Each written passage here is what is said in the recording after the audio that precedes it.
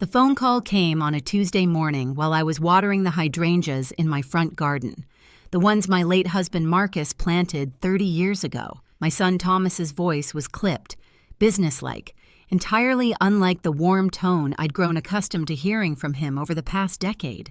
"Mom, we need to talk. Can you come to the house this Saturday? It's important." That was all he said. No explanations, no context, just that hollow "we" instead of "I." The "we" that should have warned me, the "we" that meant his wife Jennifer was involved. I hung up and stood there with the garden hose running over the fading blue flowers. It was June, the season when everything seems eternal. I didn't know that in 72 hours, my entire world would reorganize itself into a before and an after. Saturday arrived with the kind of perfect weather that feels like cruel irony. Sunshine streaming through the windows of a home that was no longer mine, apparently. Thomas and Jennifer were already sitting at my dining table, the table where I'd hosted holidays for 43 years, when I arrived. Thomas looked uncomfortable in a way I'd never seen before. His jaw was set. Jennifer sat with her hands folded, wearing the expression of someone attending a business meeting. She'd always been calculating, always measured. But this was different. This was the face of someone who'd already made peace with what she was about to do. "Mom, sit down," Thomas said. I didn't sit. Instead, I placed my purse on the sideboard and waited. "We sold the house," Jennifer announced, the words landing like stones in still water. "We had an offer that was too good to refuse. The buyer is an investor from the city. They're closing in 3 weeks. The room tilted slightly. The walls seemed to lean inward. "Excuse me?" My voice sounded very far away. "The house is sold, Mom. It's done. We listed it, we showed it, and we accepted an offer for $1.2 million. It closes July 15th. I looked at my son, really looked at him, searching for some sign that he understood what he was saying. This wasn't just a house. This was the home where he was born, where we'd planted that garden together, where his father had died in the master bedroom and where I'd been sleeping ever since, still hearing the echo of his breathing. "We," I said slowly. "You keep saying we. Whose name is on the deed?" Thomas shifted in his seat. "Well, technically the deed is in your name, Mom. That's what we need to discuss." "You need to discuss?" I pulled out a chair and sat down, not because I needed to, but because I couldn't stand anymore. "My name is on the deed to my own house, and you've already sold it without asking me? You're not well, Mom." Jennifer's voice was suddenly softer, sweeter. "We've been so worried about you." There it was, the same phrase I'd heard from her 1,000 times over the years. Every time I questioned why Thomas spent more time away from home. Every time I pointed out that their spending seemed excessive. Every time I suggested Thomas should visit more often, call more, actually listen when I spoke. "I'm not unwell," I said. "I'm confused about why my son has sold my house without my permission." Thomas took a breath. "You gave us power of attorney, Mom, 3 years ago. Do you remember? You were having trouble managing the bills, and you asked me to help. I have the legal right to make this decision." The words landed like a betrayal, wrapped in legal language. 3 years ago. I'd asked him to help because my arthritis had been making it painful to sit at the desk. I'd asked him to help manage the bills, to look over statements, maybe pay online instead of me writing checks. I'd given him a limited power of attorney, thinking it was temporary, thinking my own son wouldn't abuse it. That power of attorney was for paying bills, Thomas, not for selling my home. "It's broad enough," Jennifer interjected. "We checked with a lawyer." I looked at my daughter-in-law's face, this woman who'd married my son 22 years ago, who I'd welcomed into our family, who I'd helped through her miscarriages and celebrated with at her promotions, and I saw something crystallize. This wasn't spontaneous. This was planned. This was calculated. "Why?" I asked simply. "Why would you do this?" Thomas avoided my eyes. "Because you're alone in this house, Mom. It's too much for you. We thought we could downsize you, maybe get you into a nice apartment and use the profits to help with your care when you get older. We were thinking about your future." The lie was so neat, so perfectly wrapped. I almost believed it for a moment. "How much of that $1.2 million are you giving me?" I asked. Silence. "How much, Thomas?" "We haven't discussed the exact distribution yet," Jennifer said, "but we're thinking of setting aside maybe $200,000 for you to live on. The rest needs to stay invested for your care expenses. $200,000, from a house that was worth more than that before the market even peaked. A house that was completely paid off. A house with no mortgage, no liens, no complications. My house. I stood up. My legs were shaking, but I stood up anyway. I want a list of everything, I said. Every document, every signature, every piece of correspondence with the buyer and the real estate agent. I want it by tomorrow. Mom, you're overreacting, Thomas said. I'm overreacting. My voice was louder now. You've sold my house without my knowledge or consent, and you think I'm overreacting? You gave me power of attorney, Thomas repeated, as if saying it again would make it true. I gave you limited power of attorney to pay my bills, not to liquidate my assets, not to sell property, not to make decisions about my home. I picked up my purse. I want everything documented, and I want to speak to a lawyer. Jennifer's expression hardened. If you sue your own son, you'll regret it. Those words, those specific words. That was the moment I understood this wasn't about care or concern or my future. It was about money. I drove home with my hands gripping the steering wheel so tightly my knuckles went white. The house looked different now.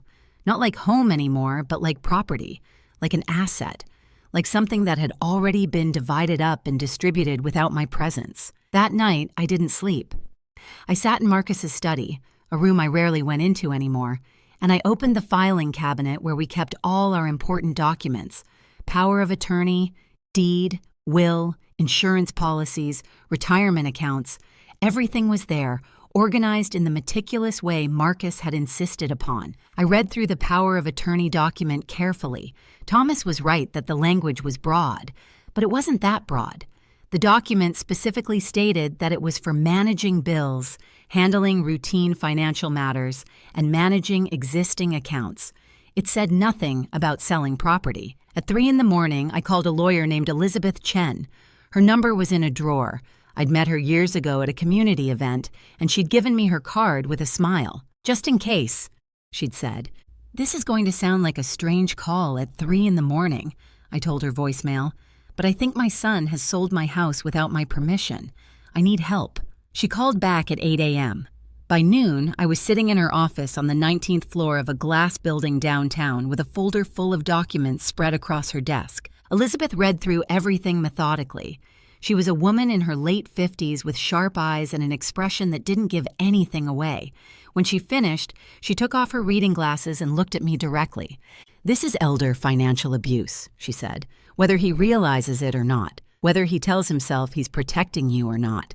This is abuse." Hearing it said out loud, in those words by someone I'd just met, made it real in a way that was almost unbearable. "Can I stop the sale?"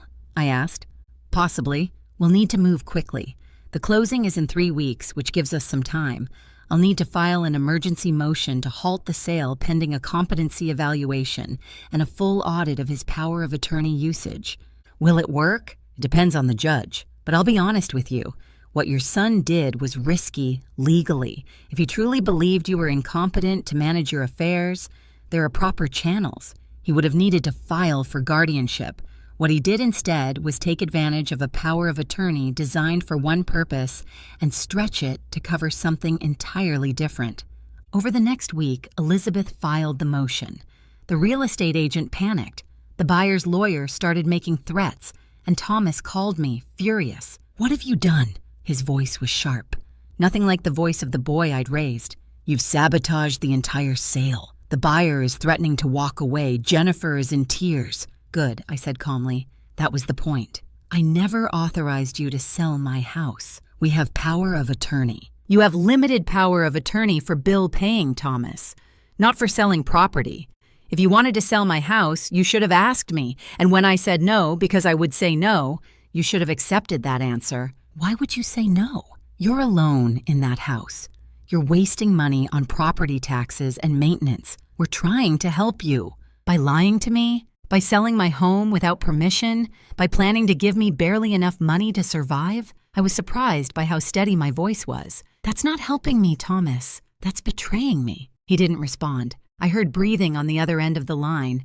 Heavy, angry breathing, and then the click of him hanging up. The court date was set for July 9th, 6 days before the original closing date. Elizabeth prepared a presentation. She had an expert witness, a geriatric psychologist, ready to testify that I was completely mentally competent. She had bank records showing my accounts had been well managed. She had medical records showing no signs of cognitive decline.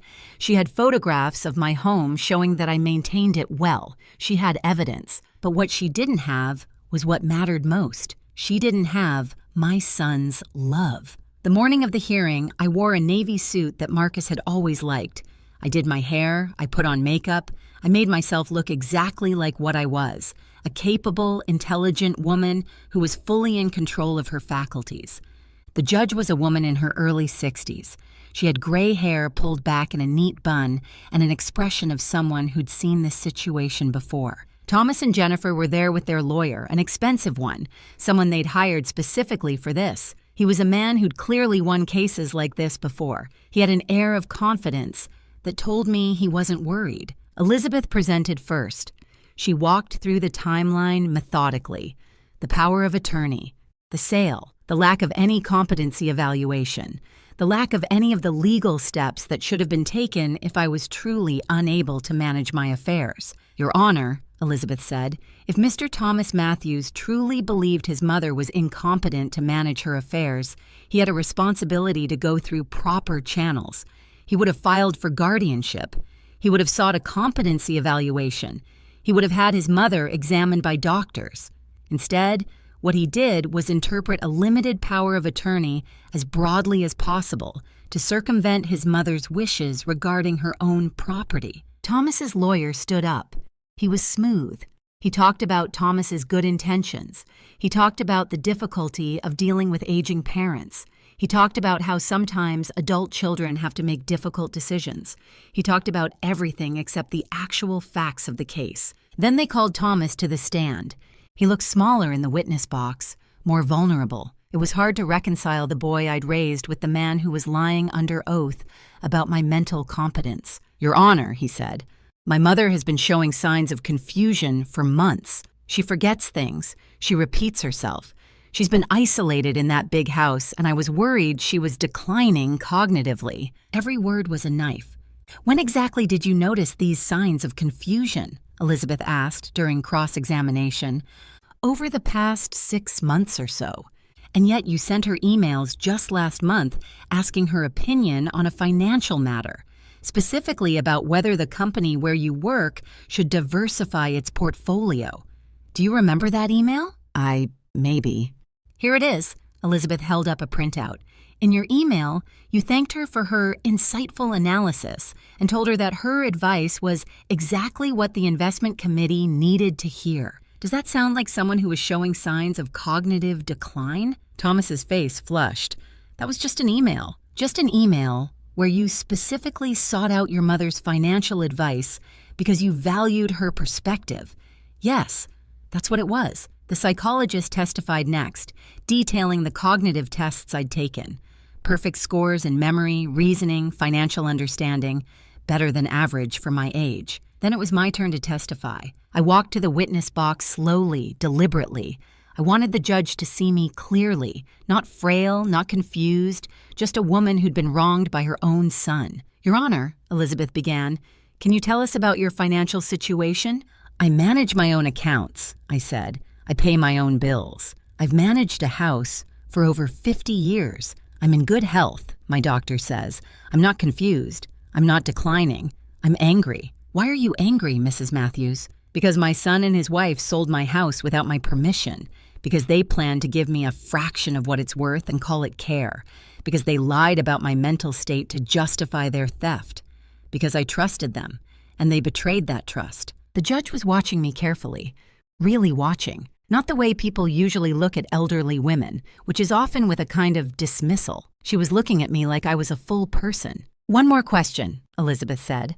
The power of attorney your son used, do you remember giving it to him? Yes. I gave him a limited power of attorney to help with bill paying because my arthritis was making it painful to sit at the desk.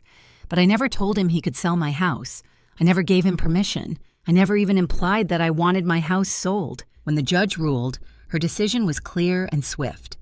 After reviewing all the evidence, she said. "It is abundantly clear that Mrs. Matthews is fully competent to manage her own affairs. The power of attorney in question was limited in scope and was not intended to permit the sale of property. Therefore, this court finds that the sale of the property in question should be halted immediately. Furthermore, I'm ordering a full accounting of all transactions made under this power of attorney over the past 3 years." She looked directly at Thomas. "I would also recommend that Mr. Matthews meet with his own attorney regarding potential fraud charges." 3 weeks later, the sale fell through. The buyer walked away. The real estate agent stopped calling. Thomas and Jennifer left town for a month. When they came back, Thomas called me. His voice was different now, quieter, defeated. "Mom, I don't know what to say. I made a mistake." "You did more than make a mistake," I said. "You committed a crime. You committed fraud." "I know. Jennifer's lawyer says we could face charges." "Yes, you could." There was a long silence. "What happens now?" I looked out my window at the hydrangeas, still blooming even in July, still alive, still growing. "Now you decide if you want a relationship with me or not. But that relationship will never be the same. It can't be. Because I know now that when things got tight, when you thought you could benefit from my assets, you were willing to lie and steal from your own mother." "I wasn't thinking clearly," he said quietly. "No, you were thinking very clearly. That's what makes it worse." I revoked his power of attorney the same day. I changed my will. I consulted with Elizabeth about what legal action to pursue. In the end, I decided not to press charges, but not for Thomas's sake. I decided because some betrayals are punishment enough in themselves. Knowing that you destroyed your relationship with your mother for money, that stays with you. 6 months later, I remodeled my kitchen, the one I'd been meaning to update for years. I took a solo trip to Europe, something Marcus and I had always talked about but never did. I started painting again, a hobby I'd abandoned when life got busy with raising children and maintaining a home. I also started a support group for older adults who'd experienced financial abuse from family members. The meetings are held in my kitchen, around the table where Thomas had told me about my house being sold. Sometimes there are 5 people, sometimes there are 12. They all have stories similar to mine. They all have children or grandchildren who saw them as walking bank accounts. A year after the court case, Thomas reached out again. He wanted to reconcile. He said he was in therapy, that he'd finally understood how his entitlement and greed had poisoned everything. He said he was sorry. I told him I believed he was sorry. I told him that maybe, someday, we could have some kind of relationship. But I also told him that trust, once broken, doesn't just repair itself. It has to be rebuilt slowly, carefully, with constant proof that it's safe to give. He cried on the phone. I let him cry, but I didn't comfort him the way I once would have. Some boundaries, once established, need to stay in place. My lawyer Elizabeth became a friend. We have coffee every month and talk about life, about resilience, about the strange ways betrayal teaches us who we are. The house that Thomas tried to steal remains mine. Sometimes I sit in the study where Marcus kept his books, and I think about how close I came to losing it, how easily I could have become one of those statistics, an elderly person defrauded by their own family, living in poverty while their child lived comfortably off their theft. But I didn't. I paid attention. I asked questions.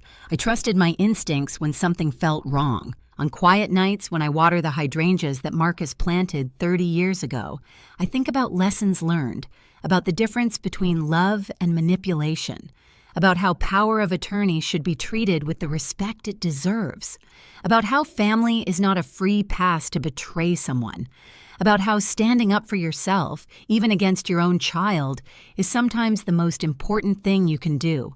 My name is Patricia Matthews. I'm 72 years old, and I learned that the price of my home is nothing compared to the value of my dignity and my independence. I am the keeper of both now, and I guard them fiercely. If you found yourself in a similar situation, please know you're not alone. And please know that it's not too late to fight back.